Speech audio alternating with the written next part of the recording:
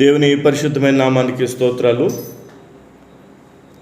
దేవుని యొక్క మహాకృపలో ఈరోజు బుధవారం తిరిగి రోమీలికి రాసినటువంటి పత్రిక ధ్యానం చేయడానికి ప్రభు ఇచ్చినటువంటి అవకాశాన్ని బట్టి ప్రభుని స్తుతిస్తున్నాను.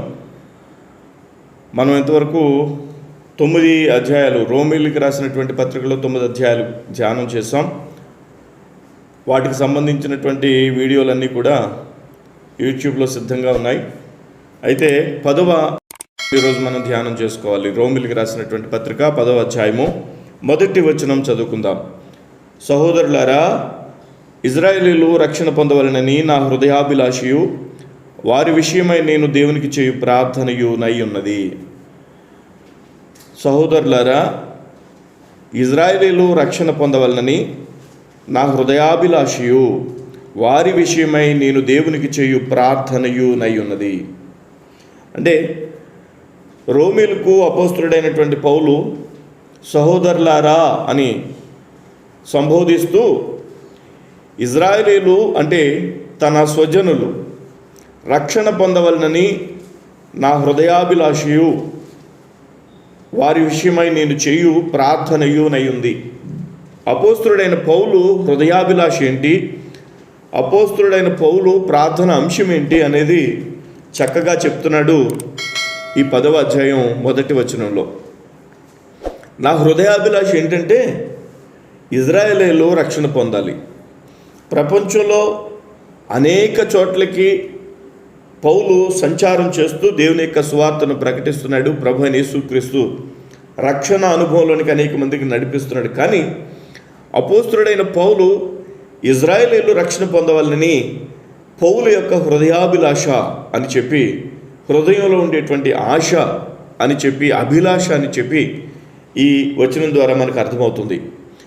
ఇంకా ఆ ఇజ్రాయేలీల కోసం ప్రార్థన చేస్తున్నాడు అనేటువంటి విషయం కూడా అర్థమవుతుంది. అంటే తన యొక్క హృదయంలో ఉండేటువంటి అభిలాష, ఆశ అనేది ఇజ్రాయేలీల యొక్క రక్షణ పొందడమే.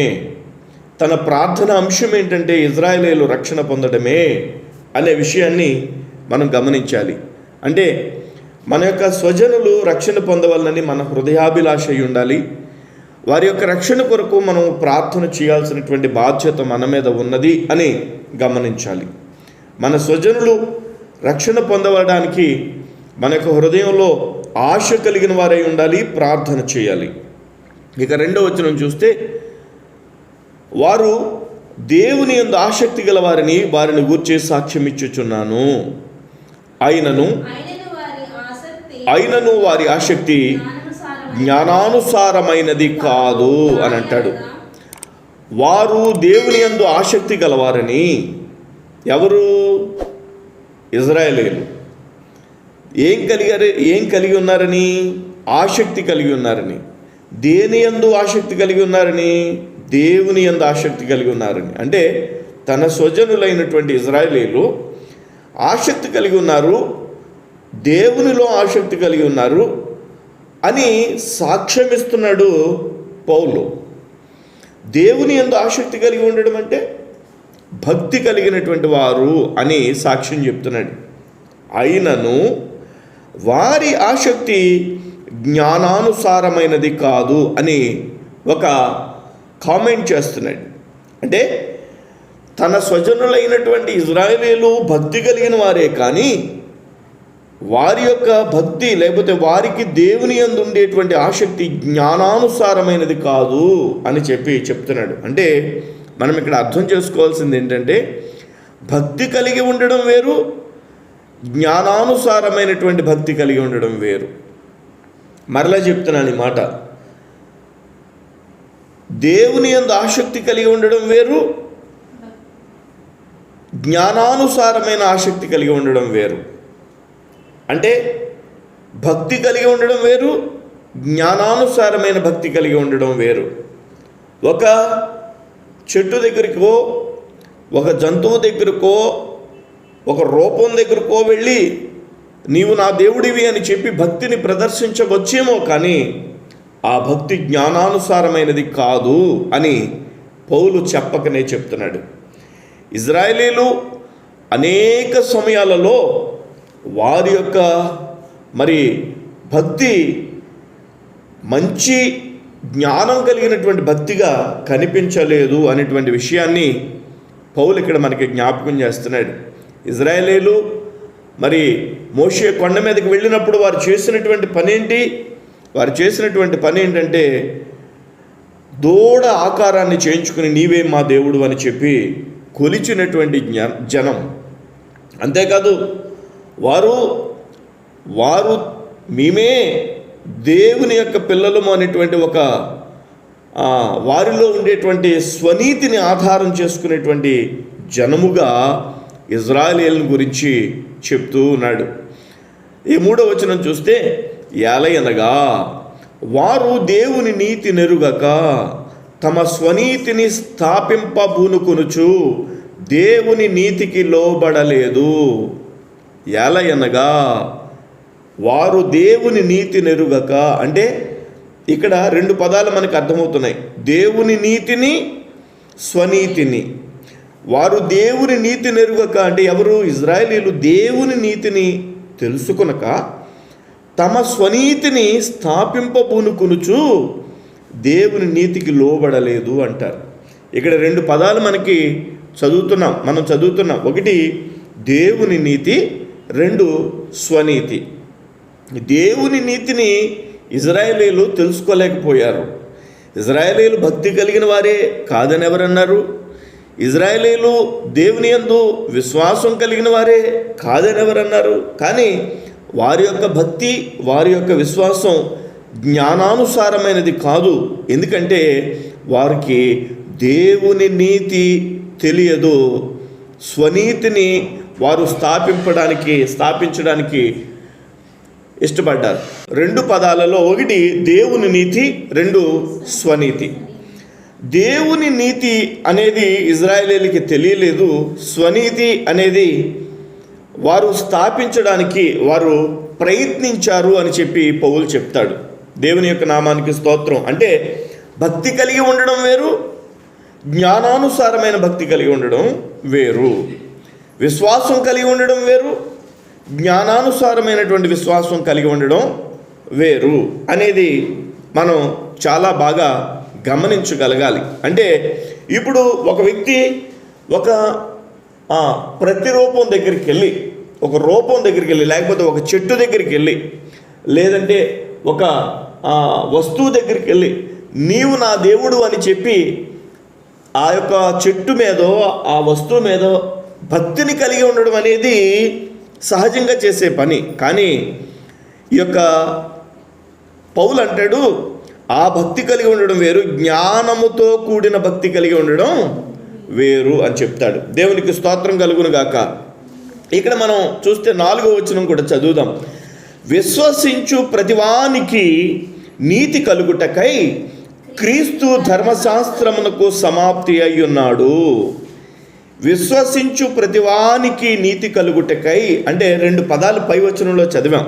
2 పదాలు చదివాం. ఒకటి దేవుని నీతి, 2ది స్వనీతి. మరలా చెప్దాం, దేవుని నీతి, స్వనీతి. ఇప్పుడు దేవుని నీతిని కలిగి ఉండాలి అని అంటే ఏం చేయాలి?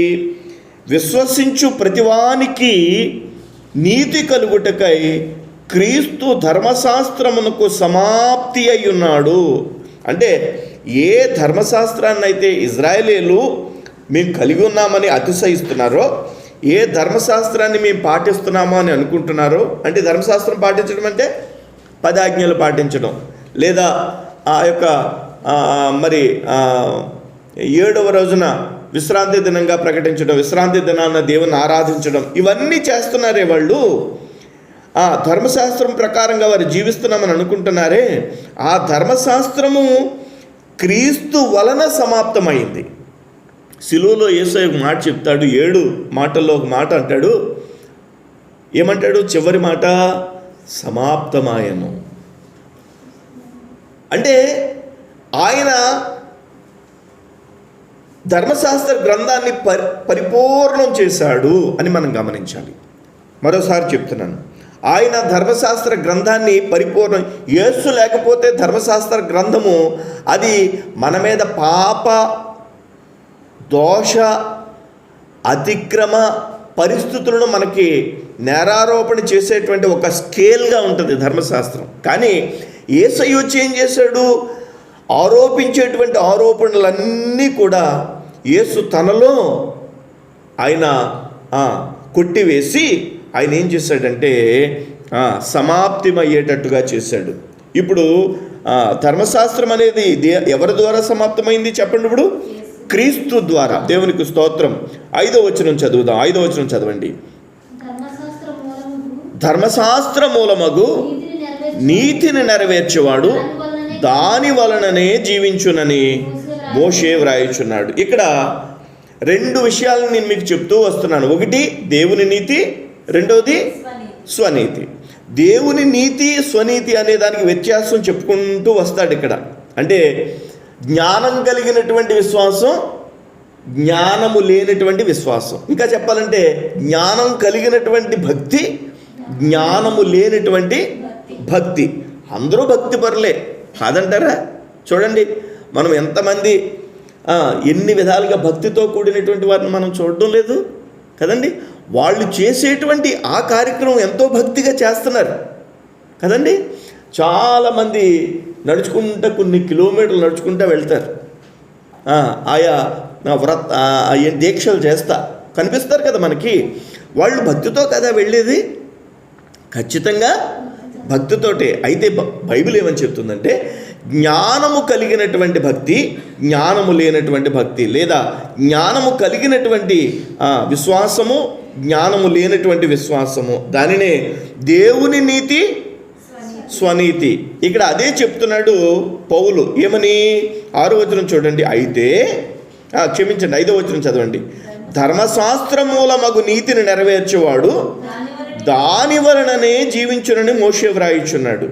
అంటే ధర్మశాస్త్రము మూలమగు నీతి అంటే సున్నతి చేయించుకోవాలి, అది ధర్మశాస్త్ర నీతి.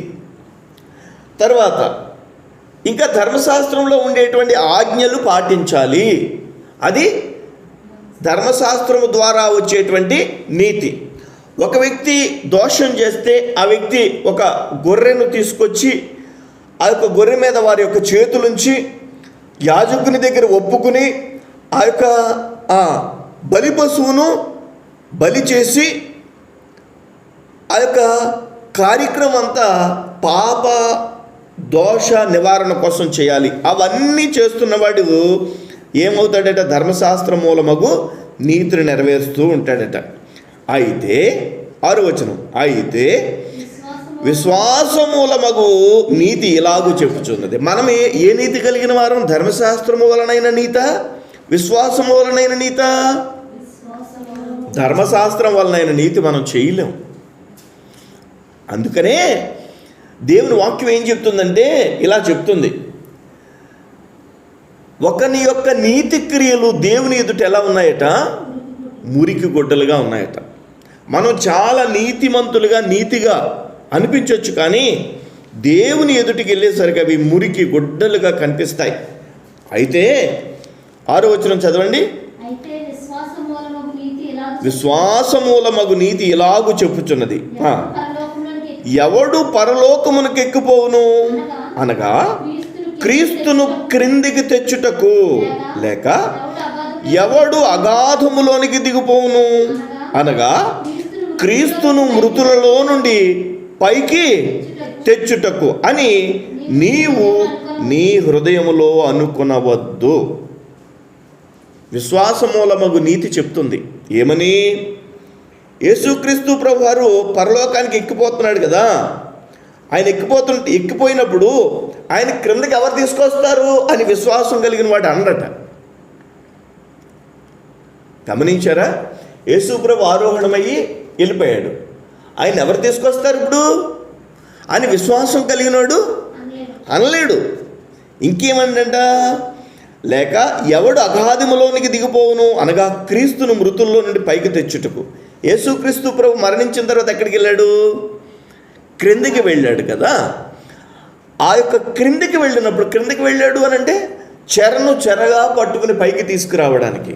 అప్పటి వరకు పరిశుద్ధులైనటువంటి అబ్రహాము, ఇస్సాకు, యాకోబుల యొక్క ఆ యొక్క మన పితరులందరినీ చెర నుండి బయటికి తీసుకురావడానికి ఆరోహణమాయనని అనగా భూ దిగంతముల వరకు వెళ్ళినని అర్థమిచ్చుచున్నది కదా అని బైబిల్లో ఉంటుంది. అంటే ఆయన క్రిందకి వెళ్ళాడు కదా, ఇప్పుడు మృతుల్లో నుండి పైకి తెచ్చుటకు ఎవడు తెస్తాడు అని చెప్పి హృదయంలో అనుకోడట. ఏమనుకోడు చెప్పండి? యేసు ప్రభు క్రిందకి వెళ్తే పైకి ఎవడు తీసుకొస్తాడు? మరణించిన ఎవడు లేపుతాడు? పైకి వెళ్ళాడు ఎవడ కిందకి తీసుకొస్తాడు అనే ప్రశ్నలు ఉండవు విశ్వాసం కలిగిన వానికి. అదేమని చెప్పుచున్నది అంటే ఏది విశ్వాసమూలమగు నీతి. 6వ వచనంలో ఉందా మాట, విశ్వాసమూలమగు నీతి ఇలాగో చెప్పుచున్నది. అదేమని చెప్పుచున్నది? వాక్యము నీ యొద్దను, నీ నోటను, నీ హృదయములోను ఉన్నది, అది మేము ప్రకటించు విశ్వాస వాక్యమే. దేవునికి స్తోత్రం. పౌలు చక్కగా డిక్లేర్ చేస్తున్నాడు ఇజ్రాయేలీయుల గురించి చెప్తూ, రోమీయులకు రాసినటువంటి పత్రికలో ఇజ్రాయేలీయులు ఉన్నటువంటి భక్తి జ్ఞానం లేని భక్తి, వాళ్ళు విశ్వాసం కలిగిన వాళ్ళే కానీ వాళ్ళు రక్షించబడడం నా హృదయాభిలాష, నా ప్రార్థన అని అంటున్నాడు. ఇప్పుడు మనం కలిగి ఉండాల్సింది ఏంటంటే 7వ వచనం మరలా ఒకసారి చదువుదాం. క్షమించండి, 8వ వచనం మరలా చదువుదాం. అదేమని చెప్పుచున్నది? వాక్యము నీ యొద్దను, నీ నోటను, నీ హృదయములోనూ ఉన్నది, అది మేము ప్రకటించు విశ్వాస వాక్యమే. ఇలా చూడండి, వాక్యము నీ యొద్దను అనంటే ఇదిగో చూడండి, ఈ బైబిల్ మన దగ్గర ఉంది. దేవునికి స్తోత్రం కలుగును గాక. బైబిల్ మన దగ్గర ఉంది, మన దగ్గర వాక్యం ఉంది. దేవునికి స్తోత్రం కలుగును గాక.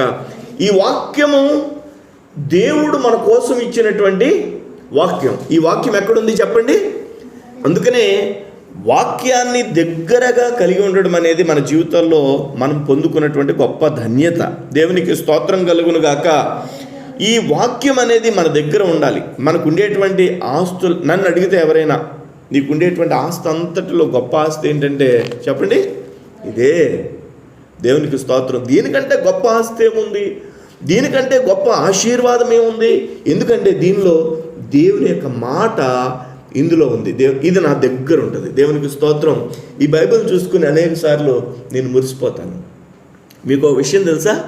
ఈ బైబిల్కి నేను చొక్కా వేశాను. బైబిల్కి చొక్కా వేయలేకపోతే ఎలా ఉంటుంది తెలుసా? ఇలా ఉంటుంది. ఇది నా 3వ బైబిల్. నా బైబిల్ అరిగిపోయింది. ఎందుకో తెలుసా? చదివి చదివి చదివి చదివి అరిగిపోయింది. 3వ బైబిల్ ఇది నేను విశ్వాసంలోకి వచ్చాక. దీనికి ఈ యొక్క కవర్ మారుస్తూ ఉంటాను. ఈ బైబిల్ మరలా తీసుకుంటాను. చాలా బైబిల్స్ ఉంటాయి నా దగ్గర. ఇంగ్లీష్ వెర్షన్స్ ఉంటాయి, హిబ్రూ బైబిల్స్ ఉంటాయి, హిందీ బైబిల్స్ ఉంటాయి, అనేక రకాలైనటువంటి బైబిల్స్ ఉంటాయి. ఇవి నేను ఎందుకు నా దగ్గర ఉంచుకుంటానంటే ఇది దేవుని యొక్క చెప్పండి దేవుని యొక్క మాట. దేవునికి స్తోత్రం కలుగును గాక. నేను మిమ్మల్ని అంటాను, మీరు ఎప్పుడైనా మీ బైబిల్ని చూసి అలా మురిసిపోయిన సందర్భం ఉంటే మనం ధన్యులం. దేవునికి స్తోత్రం కలుగును గాక.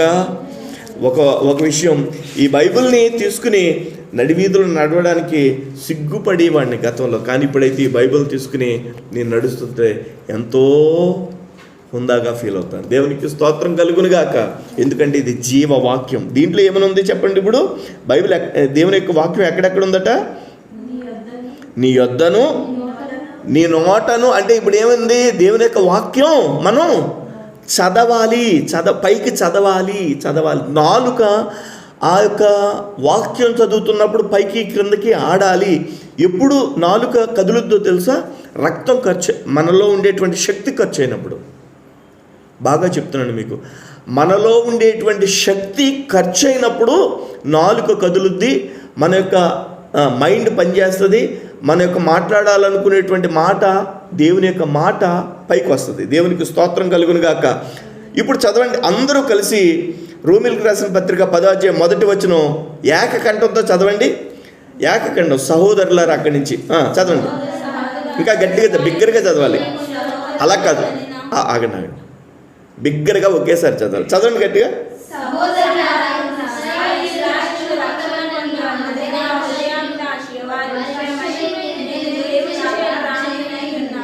హల్లెలూయా.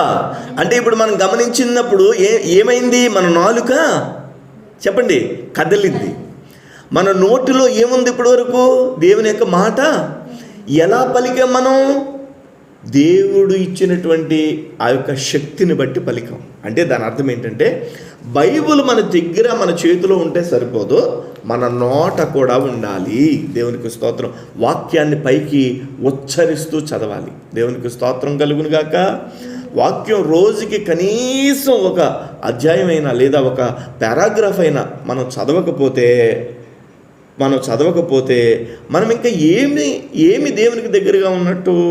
దేవునికి స్తోత్రం కలుగును గాక. అందుకనే ఏమని రాయబడింది ఇక్కడ?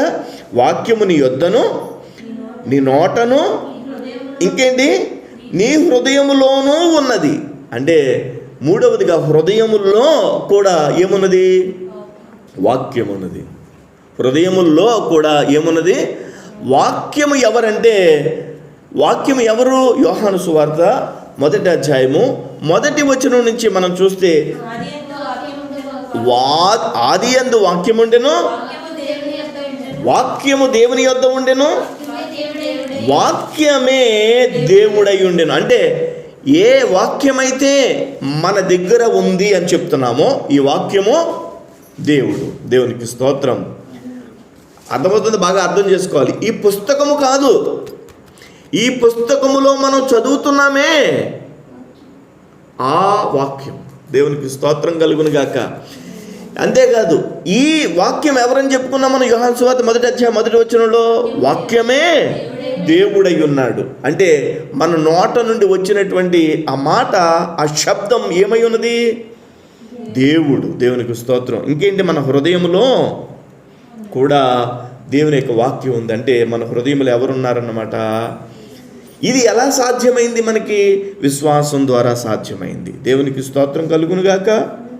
అదే అన్నాడు, అది మేము ప్రకటించు విశ్వాసవాక్యమే అని పౌలు చక్కగా చెప్పగలుగుతున్నాడు. 9వ వచనం చదవండి. యేసు ప్రభువని నీ నోటితో ఒప్పుకొని దేవుడు మృతులలో నుండి ఆయనను లేపెనని నీ హృదయమందు విశ్వసించిన ఎడల నీవు రక్షించబడుదువు. అదేమనగా యేసు ప్రభువని నీ నోటితో ఒప్పుకొని దేవుడు మృతులలో నుండి ఆయనను లేపెనని నీ హృదయమందు విశ్వసించిన ఎడల నీవు రక్షించబడుదువు. రక్షించబడ్డానికి ఒక చక్కని చిట్కా చెప్పాడు పౌలు. ఏంటది? యేసు ప్రభువని నీ నోటితో ఒప్పుకోవాలి. అంటే పై వచనంలోనే చెప్పాడు, నోటితో మన నోట దేవుని వాక్యం ఉంటుంది కదా. అంతేకాదు, ఎప్పుడైతే మన నోట దేవుని వాక్యం ఉంటుందో మన నోటితో యేసు ప్రభు అని ఒప్పుకోగలుగుతాం. దేవునికి స్తోత్రం కలుగును గాక. ఇప్పుడు చూడండి, ఇలా చూడండి. మీరు దేవుని నమ్ముకున్నారా అని అంటే అని చెప్పొచ్చు. అది సమాధానమేనా? అవును, సమాధానమే. ఇంకొకలా చెప్పొచ్చు, ఇలాగా తల ఊపొచ్చు. అది సమాధానమేనా? సమాధానమే. లేకపోతే తలలాగా అనొచ్చు, ఇలా పైకి కిందగా ఊపొచ్చు. అది సమాధానమేనా? సమాధానమే. కానీ మీరు ప్రభుని విశ్వసించారా, యేసు ప్రభు నమ్ముకున్నారా అంటే వెంటనే నోరు తెరిచి అవును యేసు ప్రభుని నేను నమ్ముకున్నాను, యేసు నాకు ప్రభువు అని చెప్పగలగాలి. దేవునికి స్తోత్రం కలుగును గాక. అది చెప్పగలగాలి. ఈరోజు రహస్య క్రైస్తవులు ఎంతమంది లేరండి? ఎంతమంది లేరు? రహస్య క్రైస్తవులు ఎంతోమంది ఉన్నారు. కానీ బాహాటంగా వచ్చి ప్రభువును ప్రకటించేవారు కొద్దిమంది, బాహాటంగా వచ్చి సాక్ష్యం ఇచ్చేవారు కొద్దిమంది. చాలామంది మన జీవితాల్లో పరిశీలన చేస్తున్నప్పుడు ఆ యొక్క రహస్య క్రైస్తవులుగా మిగిలిపోతున్నారు. మనల్ని అయితే ప్రభు ఏం చేశాడంటే చెప్పండి, బాహాటంగా నోటితో ఒప్పుకునేటువంటి కృపనిచ్చాడు మనకి. దేవునికి స్తోత్రం కలుగును గాక. అంటే మనం ఏం చేయాలి? యేసు ప్రభు అని నోటితో ఒప్పుకుని ఇంకోటి చేయాలి, హృదయంలో ఒక విశ్వాసం ఉంచాలి. అదేంటిది? యేసు ప్రభు మరణించి సమాధి చేయబడి మృతులలో నుండి దేవుడు లేపాడు అని చెప్పి, దేవునికి స్తోత్రం. ఏ దైవం అయితే, ఏ మహిమ అయితే విడిచిపెట్టి యేసుక్రీస్తు ప్రభు వారి లోకానికి దిగి వచ్చాడో ఆయన్ని, ఆ శరీరాన్ని మహిమ ఏం చేసిందంటే తండ్రి అయినటువంటి దేవుడు ఈయన్ని మృతుల్లో నుండి లేపాడు అని చెప్పి మనము హృదయంలో విశ్వసిస్తాం. హల్లెలూయా. యేసు మన యొక్క విశ్వాసానికి పునాది ఏంటి అంటే యేసు యొక్క మరణ పునరుద్ధానాలే. యేసు యొక్క మరణ పునరుద్ధానాలే. మనం యేసు ప్రభు సిలువలో మరణించలేదు అని ఎవరైనా చెప్తే అది మనం నమ్మం. ఏమని విశ్వసిస్తాం మనం? యేసయ్య మరణించి సమాధి చేయబడి తిరిగి లేచాడు అని చెప్పి మనం నమ్ముతాం. దేవునికి స్తోత్రం కలుగును గాక. ఇంకా తర్వాత చదవండి 10వ వచనం. ఏలయనగా నీతి కలుగునట్లు మనుష్యుడు హృదయములో విశ్వసించును, రక్షణ కలుగునట్లు నోటితో ఒప్పుకొనును. 2 విషయాలు ఇక్కడ చెప్తున్నాడు, చాలా డీప్గా వెళ్తున్నాడు. నీతి కలుగునట్లు మనుష్యుడు హృదయములో విశ్వసించను అంటే నేను నీతిమంతుడిగా అవ్వాలంటే ఏం చేయాలి? హృదయంలో విశ్వాసం ఉంచాలి. ఏమని విశ్వాసం ఉంచాలి? నా కోరికలు తీరుస్తాడు యేసయ్యనా? అది భక్తి అవుద్ది. ఏమని విశ్వాసం ఉంచాలి? యేసయ్య నా కోసం మరణించి సమాధి చేయబడి తిరిగి లేచాడు, ఆయన ఆరోహణమైపోయాడు, ఆయన తిరిగి రానై ఉన్నాడు, నన్ను తీసుకుని వెళ్తాడు అని విశ్వాసం. దేవునికి స్తోత్రం. హృదయంలో ఉంచాలి అది. ఇంకా రక్షణ కలిగినట్లు నోటితో ఒప్పుకోవాలి. అందుకని మనం బాప్తిస్మం ఇచ్చినప్పుడు ఒక ప్రశ్న వేశారు, మీరు ప్రభువైన యేసుక్రీస్తుని విశ్వసిస్తున్నారా? విశ్వసిస్తున్నాం. ఒకవేళ కష్టము, శోధన, ఇబ్బంది, శ్రమ వస్తే యేసుక్రీస్తు ప్రభుని మీరు విడిచిపెట్టకుండా ఉండగలరా? తప్పనిసరిగా ఉంటాం. అయితే మీరు ఇచ్చినటువంటి సాక్ష్యాన్ని బట్టి, దేవుడు నాకు ఇచ్చిన అధికారాన్ని బట్టి నేను మీకు క్రీస్తు యేసు నామములో బాప్తిస్మం ఇచ్చుచున్నాను అని చెప్పి సావుకుడు ఏం చేస్తాడు? బాప్తిస్మం ఇస్తాడు. అంటే మనం ఏం చేస్తామని నోటితో ఒప్పుకుంటున్నాం రక్షణ కలుగునట్లుగా. దేవునికి స్తోత్రం కలుగునుగాక. 11వ వచనం చూడండి. ఏమనగా ఆయన యందు, ఎవరి యందు? ఆయన యందంటే యేసుక్రీస్తునందు విశ్వాసముంచు వాడెవడును సిగ్గుపడడని లేఖనము చెప్పుచున్నది. ఇది నిజమేనా అనే ప్రశ్న లోకానికి వస్తుంది. ఎందుకంటే యేసుక్రీస్తు ప్రభువాన్ని విశ్వసించి ఆయనలో రక్షణ పొందిన మన అందరము సిగ్గుపడేటువంటి పరిస్థితుల మధ్యలో ఒక్కొక్కసారి లోకంలో ఉన్న మనకి శాశ్వతమైనటువంటి ఆనందము, శాశ్వతమైనటువంటి అతిశయము క్రీస్తు యేసు యొక్క రాకడలో లభిస్తాయి. దేవునికి స్తోత్రం కలుగునుగాక. అంతేకాదు యేసుక్రీస్తు యొక్క రక్షణను బట్టి ఎవడు కూడా సిగ్గుపడ్డట. నేను యేసు ప్రభుని నమ్ముకున్నానని చెప్పడానికి ఎవడు సిగ్గుపడ్డు. దేవునికి స్తోత్రం. ఎందుకని అతిశయిస్తాడు. దేవునికి స్తోత్రం.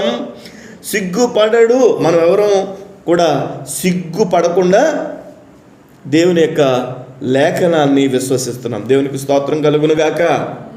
హల్లెలూయా. హల్లెలూయా. సిగ్గుపడడం అంటే ఇప్పుడు చూడండి, ఒక చోటుకి వెళ్తే ఒక పెద్ద ముసలమ్మ గారు భోజనం పెడుతున్నారు. మీటింగ్కి వెళ్తే భోజనం పెడుతున్నారు. ఆమె ఏమన్నారో తెలుసా? బాబు బాగా తినండి బాబు, సిగ్గు లేకుండా తినండి బాబు, బాగా తినండి బాబు, సిగ్గు లేకుండా తినండి బాబు అన్నారు. ఆమె చెప్పే పదం, ఆమెలో ఉన్న మనసు, ఆమెలో ఉన్న ఆలోచన మంచిదే. ఏమంటున్నారు ఆమె?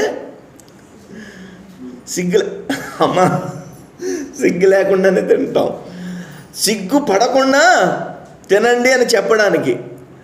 ప్రియమైనటువంటి వారు, సిగ్గు పడడం వేరు, సిగ్గు లేకుండా ఉండడం వేరు. బాగా అర్థం చేసుకోవాలి మనం. సిగ్గు లేకుండా ఎప్పుడు ఉండగలడు? తనకి స్పర్శ లేనప్పుడు సిగ్గు లేనటువంటి పరిస్థితి ఉంటుంది. కానీ మనం సిగ్గు పడకుండా, అంటే కాన్షియస్లో ఉంటాం, కానీ క్రీస్తు ప్రభుని అంగీకరించాము, ఆయన ప్రకటిస్తున్నాము అనేటువంటి గొప్ప విశ్వాసంతో మనం సాగిపోతాం.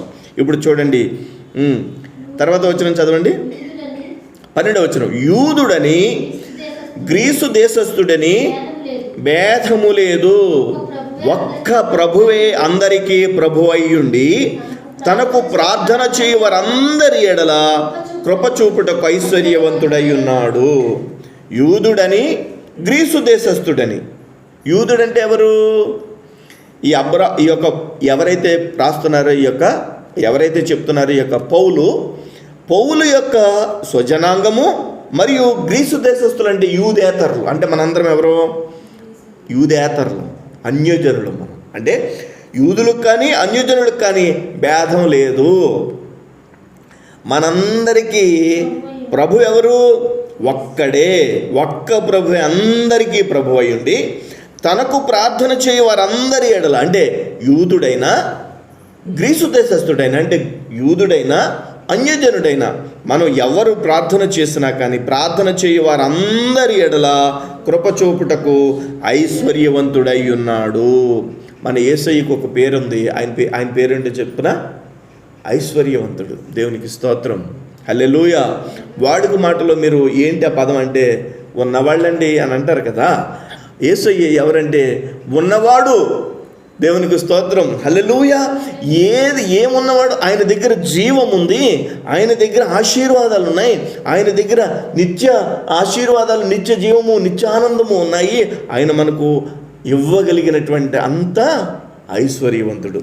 ఎందుకనగా 13వ వచనం, ప్రభువు నామమును బట్టి ప్రార్థన చేయవాడెవడో వాడు రక్షింపబడును. మనకు ఉండేటువంటి గొప్ప అవకాశం ఏంటంటే ప్రార్థన చేయడం, ప్రభు నామమును బట్టి ప్రార్థన చేయడం. దేవునికి స్తోత్రం. అంతా అడిగిన తర్వాత ఒక మాట చెప్తాం ప్రార్థన చివరిలో. ఏమని చెప్తాం? యేసుక్రీస్తు నామములో అడుగుచున్నాను తండ్రి అని అంటాం. ఆమేన్.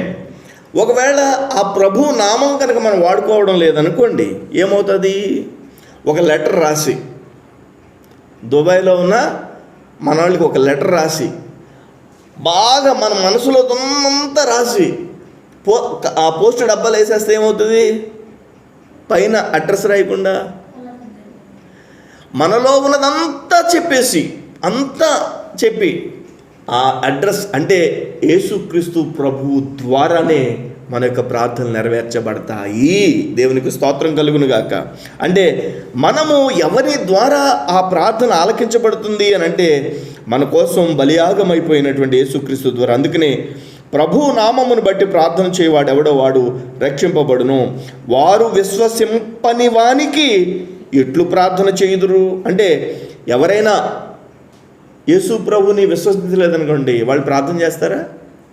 చేయరు. వినని వారిని ఎట్లు విశ్వసించుదురు? అంటే విశ్వాసం కలగాలనుకోండి ఏమవ్వాలి? వినాలి కదా. యేసు ప్రభు ఎవరో వినాలి, యేసు ప్రభు ఎవరో తెలుసుకోవాలి, యేసు ప్రభు ఏమై ఉన్నాడో వినాలి. అలా విన్నవారిని వినకపోతే వినని వారిని ఎట్లు విశ్వసించుదురు? ప్రకటించేవాడు లేకుండా వారు ఎట్లు విందురు? దేవునికి స్తోత్రం కలుగును గాక. ఒకవేళ ప్రకటించేవాడే లేడనుకో, వినేవాళ్ళు ఎలా వింటారు? ప్రకటించేవారు పంపబడిన ఎడల ఎట్లు ప్రకటించుదురు? అసలు అంటే ఒక సేవకుడు పంపబడకపోతే అసలు ఎలా ప్రకటన అందుద్ది? ఇందు విషయమై ఉత్తమమైన వాటిని గూర్చిన సువార్త ప్రకటించే వారి పాదములెంతో సుందరమైనవి. గమనించాలి ఇక్కడ, ఉత్తమమైన వాటిని గూర్చిన సువార్త ప్రకటించే వారి పాదములెంతో,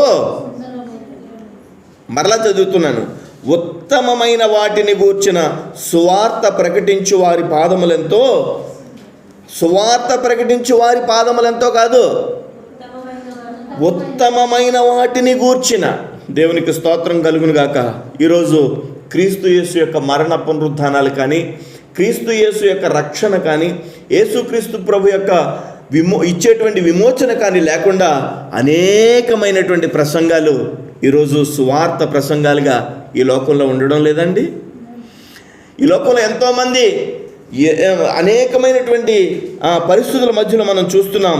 యేసుక్రీస్తునే సెంటర్ ఆఫ్ ది మెసేజ్గా చేసుకుని మనము ఆయన యొక్క కృపను బట్టి ఉత్తమమైనటువంటి సువార్త ప్రకటించే వారిగా మనం ఉండాలని దేవుని యొక్క ఆశ. దేవునికి స్తోత్రం కలుగును గాక. ఉత్తమమైన వాటిని గూర్చిన సువార్త ప్రకటించే వారి పాదములెంతో సుందరమైనవి అని వ్రాయబడి ఉన్నది. అయినను అందరూ సువార్తకు లోబడలేదు. సువార్త ప్రకటించబడింది, అయినా సువార్తకు లోబడలేదు. దేవునికి స్తోత్రం కలుగును గాక. ప్రభువా, మేము తెలియజేసిన సమాచారం ఎవడు నమ్మెను? ఎవరన్నారో తెలిసి మాట? యెషయా అంటున్నాడు అని యెషయా చెప్పుచున్నాడు కదా. 7వ వచనం మొదటి భాగంలో ఉంటుంది చూడండి. ప్రభువా, మేము తెలియజేసిన సమాచారం ఎవడు నమ్మెను అని యెషయా చెప్పుచున్నాడు. యెషయా ప్రకటించాడు. ప్రకటించిన తర్వాత ఎవ్వరు నమ్ముకోలేదు, ఎవ్వరు విశ్వసించలేదు. అప్పుడు యెషయా అంటున్నాడు, ప్రభువా, మేము తెలియజేసిన సమాచారాన్ని ఎవడు నమ్మాడు? దేవునికి స్తోత్రం కలుగును గాక. అంటే దాని అర్థం ఏంటంటే ప్రకటించాలి, ప్రకటించబడిన తర్వాత అది ఎవరు విశ్వసిస్తారో, ఎవరు నమ్మాలో అన్నది దేవునికి విడిచిపెట్టేయాలి. దేవునికి స్తోత్రం కలుగును గాక. కాగా వినుట వలన విశ్వాసము కలుగును, వినుట క్రీస్తును గూర్చిన మాట వలన కలుగును. విశ్వాసం ఎలా కలుగుద్దట అంటే ఏం చేయాలి? మనం వినాలి, వినిపించాలి. దేవునికి స్తోత్రం. ఒక మాట గమనించాలి, వినాలి, వినిపించాలి. నేను ఎన్ని సంవత్సరాల నుంచి దేవుని యొక్క వాక్యం వింటున్నాను.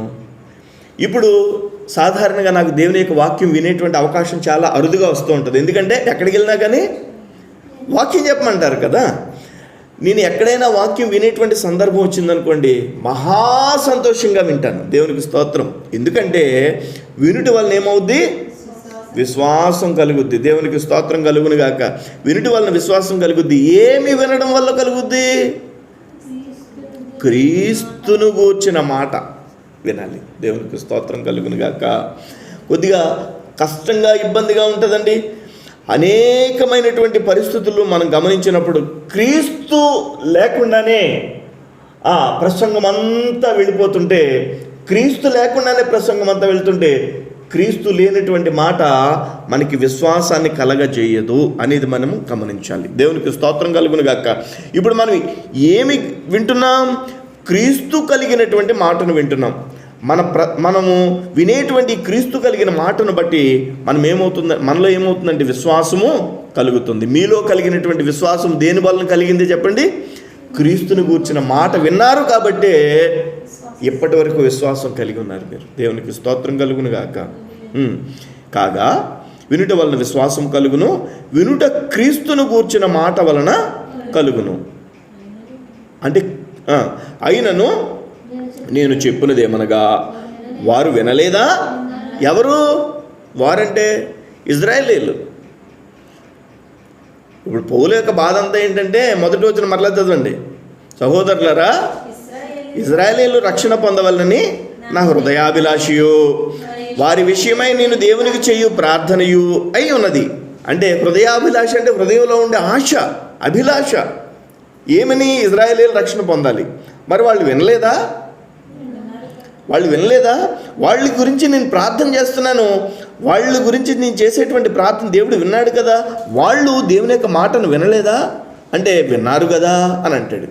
వారి స్వరము భూలోకమందంతటిని, వారి మాటలు భూదిగంతముల వరకు బయలు వెళ్ళెను. మరియు నేను చెప్పినదేమనగా ఇజ్రాయేలునకు తెలియకుండెనా, జనము కాని వారి వలన మీకు రోషము పుట్టించెదను, అవివేకమైన జనము వలన మీకు ఆగ్రహము కలుగజేతునని మొదట మోషే చెప్పుచున్నాడు. దేవునికి స్తోత్రం కలుగును గాక. ఏ ఇజ్రాయేలీలైతే దేవుని యొక్క వాక్యాన్ని వినలేదో ఆ కారణం చేత మనల్ని జనము కాని వారి వలన మీకు రోషం పుట్టించేదను, అవివేకమైన జనము వలన మీకు ఆగ్రహం కలుగజేతును. దేవునికి స్తోత్రం. అవివేకమైనటువంటి జనాంగం అంతటికి దేవుని యొక్క జ్ఞానము వచ్చి పడింది. దేవునికి స్తోత్రం. హల్లెలూయా, హల్లెలూయా. మన భారతదేశాన్ని దేవుడు ఎంత ప్రేమించాడో తెలుసా? ఎవరైనా మిమ్మల్ని భారతదేశానికి ఈ బైబిల్కి సంబంధం ఏంటి అని అడిగారనుకోండి, ఏమని చెప్పాలి? నా భారతదేశానికి నా బైబిల్కి సంబంధం లేదని ఎలా చెప్తున్నావు నువ్వు? యేసుక్రీస్తు యొక్క 12 మంది శిష్యుల్లో ఒక శిష్యుణ్ణి నా ప్రభువారు నా దేశానికి పంపించాడు. దేవునికి స్తోత్రం. నా దేశ ప్రజల కోసం యేసు ప్రభు యొక్క 12 మంది శిష్యుల్లో ఒక శిష్యుడు ప్రాణం ఇక్కడ పెట్టాడు, రక్తం ఇక్కడ కార్చాడు, ప్రార్థన ఇక్కడ చేశాడు, పరిచర్య ఇక్కడ చేశాడు. దేవునికి స్తోత్రం కలుగును గాక. ఈ దేశం గురించి బైబిల్కి ఈ దేశానికి సంబంధం లేదని ఎలా చెప్పగలుగుతున్నామని చెప్పి మనం అడగాలి. అంటే మనము దేవుని యొక్క జనము కాకపోయినను దేవుడు ఏం చేశాడు? మనల్ని ఆయన అనుగ్రహం వలన మనల్ని ఆయన యొక్క జనంగా చేసుకున్నాడు. దేవునికి స్తోత్రం కలుగును గాక. మన యొక్క భారతదేశం గురించి, హిందూ దేశం గురించి బైబిల్ గ్రంథంలో లిఖించబడి ఉంది. మన దేశపు పేరు బైబిల్లో లిఖించబడి. ఎస్తేరు గ్రంథం 1వ అధ్యాయం 1వ వచనం చదవండి ఒకసారి.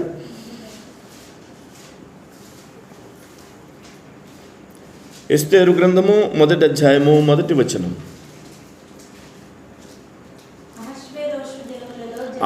అహశ్వరేషు దినములలో జరిగిన చర్యల వివరము.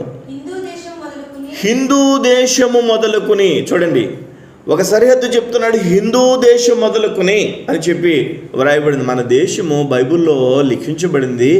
మన దేశమును గూర్చినటువంటి వివరాలు బైబిల్లో లిఖించబడ్డాయి. యేసుక్రీస్తు ప్రభువారిని చేరినటువంటి జ్ఞానులలో తూర్పు దేశ జ్ఞానులు అని అంటే మన ప్రాంతపు వారే, దేవునికి స్తోత్రం కలుగున ఆసియా ఖండానికి చెందినటువంటి వారే. దేవునికి స్తోత్రం. ఇప్పుడు మనం చూస్తే మనల్ని ఏమన్నాడంటే దేవుడు, మనం ఆయన జన్మ కాకపోయినా కానీ ఆయన అనుగ్రహం వలన మనల్ని ఆయన జనంగా చేసుకున్నాడు.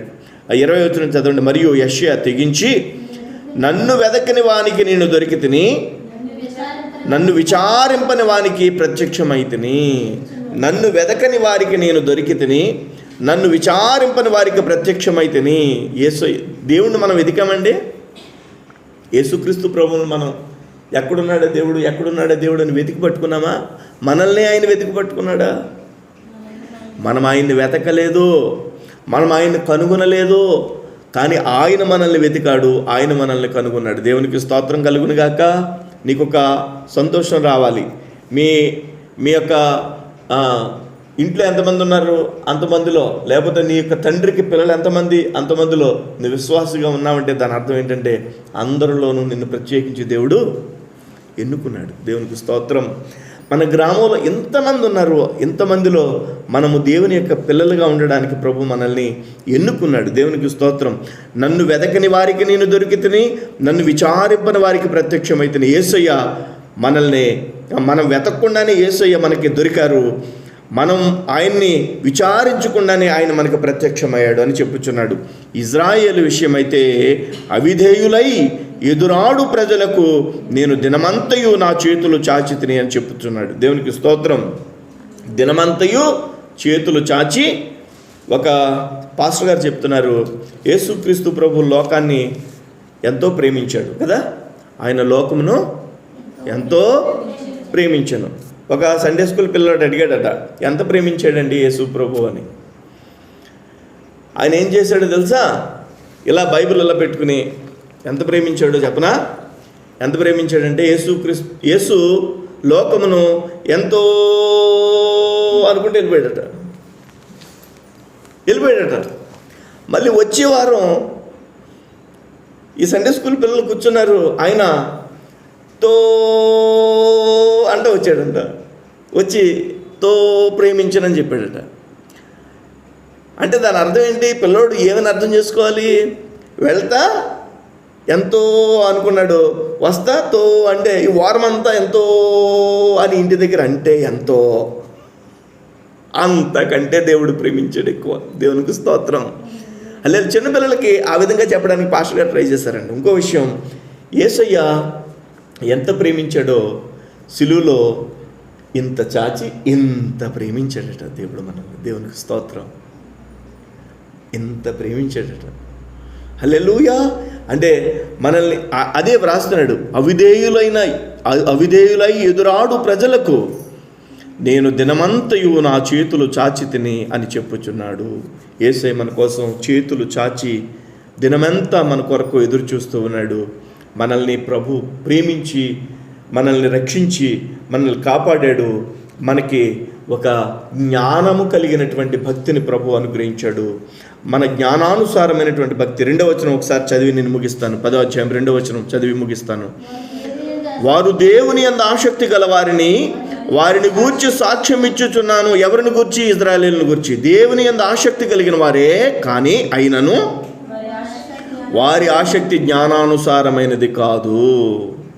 ఇశ్రాయేలీయులు జ్ఞానం కలిగిన ఇశ్రాయేలీయులు దేవుని యందు ఆసక్తి కలిగిన వారే, కానీ వారికి ఉన్న ఆసక్తి జ్ఞానానుసారమైనది కాదు. చాలామంది భక్తిపరులు మనం చూస్తాం. మన దేశంలో ఉండేటువంటి భక్తి, ప్రపంచంలో చాలా గొప్ప భక్తిపరులు ఉన్నారు మన దేశంలో కదండి, అవునా కదా? మన దేశంలో ఎంత గొప్ప భక్తిపరులు ఉన్నారో ఆ భక్తి కోసం ఎంత దూరమైనా నడుస్తారు, ఆ భక్తి కోసం ఎంత ఎత్తైనా ఎక్కుతారు, ఆ భక్తి కోసం ఏదైనా చేస్తారు, ఆ భక్తి కోసం నిప్పుల మీద నడుస్తారు, ఆ భక్తి కోసం ఉపవాసం ఉండి దీక్షలు పొందుతారు, తపస్సులు చేస్తారు. అంత భక్తి ఉంది మన దేశంలో. కానీ ఇక్కడ అంటాడు పౌలు, వారు దేవుని యందు ఆసక్తి గల వారిని గూర్చి సాక్ష్యం ఇచ్చుచున్నాను, అయినను వారి ఆసక్తి జ్ఞానానుసారమైనది కాదు. ఎందుకంటే దేవుని నీతికి స్వనీతికి తేడా తెలియాలి. దేవునికి స్తోత్రం. దేవుని నీతి ఎలా కలిగిందంటే మనకి వాక్యము ద్వారా కలిగింది. క్రీస్తు యేసును వినడం ద్వారా, మన నోటిని ఉంచుకోవడం ద్వారా, మన హృదయంలో విశ్వసించడం ద్వారా కలిగింది. ఆ విధంగా కలిగినటువంటి విశ్వాసం ద్వారా మనము నీతిమంతులుగా మార్చబడ్డాం. అయితే ఇజ్రాయేలీయుల గురించి చెప్తూ అంటున్నాడు, ధర్మశాస్త్రము మూలమున కలిగేటువంటి నీతిని వాళ్ళు అనుసరిస్తున్నారు. మనమైతే ఏ నీతిని అనుసరిస్తున్నాం? విశ్వాస మూలమునైనటువంటి నీతి మనం అనుభవిస్తున్నాం. దేవునికి స్తోత్రం కలుగును గాక. ఈ మన విశ్వాసం ఏంటి అని అడిగితే, యేసయ్య నా కోసం మహిమను విడిచిపెట్టొచ్చాడు, యేసయ్య నా కోసం మరణించాడు, యేసయ్య నా కోసం తిరిగి లేచాడు, యేసయ్య పునరుద్ధానుడయ్యి ఆయన ఆరోహణమయ్యాడు, ఇదిగో నేను వెళ్ళి నివాసాలని మీకోసం ఏర్పాటు చేస్తున్నాను అని అన్నాడు, తిరిగి రానై ఉన్నాడు, నన్ను తీసుకుని వెళ్ళిపోతాడు. దేవునికి స్తోత్రం. నేను ఏ దోషమునైతే జయించలేనో యేసుక్రీస్తు ప్రభువారు నా కోసం సిలువలో మరణించి నాకు విమోచన ఇచ్చారని చెప్పి యేసయ్య మాట మనం నమ్మి ఆ మాటను మన దగ్గర ఉంచుకున్నాం. చెప్పండి, మన నోట ఉంచుకున్నాం, ఇంకా మన హృదయంలో ఉంచుకున్నాం. దేవునికి స్తోత్రం. అందుకని నేను అంటాను, ఒకవేళ బైబిల్ లేకపోతే, చెప్పండి, బైబిల్ లేకపోతే బైబిల్ మనం ఖచ్చితంగా కొనుక్కోవాలి. దేవునికి స్తోత్రం. ఓ పాస్టర్ గారు అన్నారు, తినే కంచం ఉన్నా లేకపోయినా పర్వాలేదు కానీ చదివే బైబిల్ ఉండాలి. తినే కంచం కంటే బైబిల్ అంత ప్రాముఖ్యం. దేవునికి స్తోత్రం. మన బైబిల్ని మనం రోజు మనం స్పర్శించి ఈ బైబిల్లో ఉండేటువంటి వాక్యాన్ని మనం చదవాలి. దేవునికి స్తోత్రం కలుగును గాక. ఇది మనకు ఎంతో భాగ్యంగా దేవుడు మనకు అనుగ్రహించాడు. దేవునికి స్తోత్రం కలుగును గాక. మీకు విషయం చెప్పనా, ఈ బైబిల్ ఎంత పెట్టుకున్నారు మీరు? 250. Very good. ఇంకా 500, 350, 400, 450 రకరకాలైనటువంటి బైబిల్స్ రకరకాలుగా కొంటూ ఉంటారు. బైబిల్ ఖరీదు ఎంత ఉంటాయో తెలుసా? నా దగ్గర ఉంటాయి. అతి ఖరీదైనటువంటి బైబిల్స్ కొంటూ ఉంటాను ఒక్కొక్కసారి. హల్లెలూయా. ఈ బైబిల్ 250 పెట్టుకున్నారు అని అనుకుందాం. ఈ బైబిల్ తయారవడానికి ఎంత అవుతుందో తెలుసా? అసలు ఇలాంటి ఒకసారి పేపర్ తీయండి, ఇలా తీయండి ఒకసారి పేపర్, ఇలా అనండి. ఇలాంటి పేపర్ మీరు ఎక్కడైనా ఎప్పుడైనా చూసారా? హలో, ఇలాంటి పేపర్ ఏ పుస్తకానికైనా, ఏ పేపర్కి, ఏ న్యూస్ పేపర్లోనైనా ఎక్కడైనా ఎప్పుడైనా చూసారా? చూడలేదు, చూడరు. ప్రపంచంలో బైబిల్కి తప్ప ఇలాంటి పేపర్ మరే పుస్తకానికి ఉండదు. దేవునికి స్తోత్రం. దీనికి పేటెంట్ హక్కులు తీసుకుంది బైబిల్. దేవునికి స్తోత్రం. ఈ బైబిల్ తయారవడానికి ఎంత అవుతుందో తెలుసా? ఖర్చు ఇంచుమించుగా 1200-1300 రూపాయలు ఖర్చు అవుద్ది. మీరు ఎంత ఎట్టుకుంటున్నారు? 250 రూపాయలు కొన్నారు. అంటే బైబిలు తయారు చేసి అమ్మి లాభం పొందుతున్నారా? లేదు లేదు, అట్లా అనరాదు. ఏమనాలి మరి? బైబిల్ తయారయ్యేది 1400కి తయారవుతుంటే మనకి ఇచ్చేది 200కి ఇస్తుంటే, అంటే ఎంత ఖర్చు పెడుతున్నారు? ఇంచుమించు 1200 రూపాయలు ఎక్స్ట్రా ఖర్చు అవుతుంది. ఈ డబ్బు ఎక్కడి నుంచి వస్తుందంటే అనేక మంది వారి యొక్క ధననిధి నుంచి తీసి బైబిల్ సొసైటీ ఆఫ్ ఇండియాకి ఇస్తున్నారు. ఇక్కడ మొదటి పేజీలో ఉంటుంది చూడండి, బైబిల్ సొసైటీ ఆఫ్ ఇండియా అని చెప్పి ఇక్కడ ఉంటుంది చూడండి. క్రింద బైబిల్ సొసైటీ ఆఫ్ ఇండియా అని చెప్పి బెంగళూరు అని ఉంటుంది, చూసారా? అంటే ఈ బైబిల్ సొసైటీ ఆఫ్ ఇండియా వారు ఏం చేస్తారంటే బైబిల్ని తయారు చేస్తారు. బైబిల్ సొసైటీ ఆఫ్ ఇండియా ప్రెసిడెంట్ని నేను మొన్న ఆ యొక్క క్రిస్మస్కి తీసుకొచ్చాను. చూసారు ఎవరన్నా? ఆయనే వాక్యం చెప్పారు. ఎక్కడ జరిగిందో ఊరు చివర ఐక్య క్రిస్మస్కి తీసుకొచ్చాను. ఆయన దానికి అధ్యక్షులు, బైబిల్ సొసైటీ ఆఫ్ ఇండియాకి అధ్యక్షులు. ఆయన తీసుకొచ్చాం, ఆయన ద్వారా మనం వాక్యం విన్నాం. నేను ఎందుకంటున్నానండి ఈ యొక్క విషయాన్ని, బైబిల్ మనకు ఊరికి రావడం లేదు. బైబిల్ ఎంతోమంది వాళ్ళ యొక్క తినడం మానేసి, ఎంతోమంది సౌకర్యాలు మానేసి, ఎంతోమంది ఎన్నో సుఖాలు మానేసి ఈ బైబిల్ ముద్రించి మనకి చేతుల్లో పెడుతున్నారు. దేవునికి స్తోత్రం కలుగును గాక. ఇప్పుడు మనం ఏం చేయాలి? దీన్ని మన దగ్గర ఉంచుకోవాలి. దగ్గర ఉంచుకోవాలంటే తలగడ కింద పెట్టుకుని పడుకోవడం కాదు, లేకపోతే మన యొక్క బైబిల్ మన యొక్క హ్యాండ్ బ్యాగ్లో వేసుకుని తిరగమని కాదు. చదివితే ఇలా అరిగిపోవాలా? దేవునికి హల్లెలూయా, హల్లెలూయా. మళ్ళీ కొంటా బైబిల్, హల్లెలూయా. కానీ దీన్ని విడిచిపెట్టలేకపోతున్నాను అనమాట. దేవునికి స్తోత్రం కలుగును గాక. ఇప్పుడు మనం ఏం చేయాలండి? మన దగ్గర ఉంచుకోవాలి, మన నోట ఉంచుకోవాలి, మన హృదయంలో ఉంచుకోవాలి.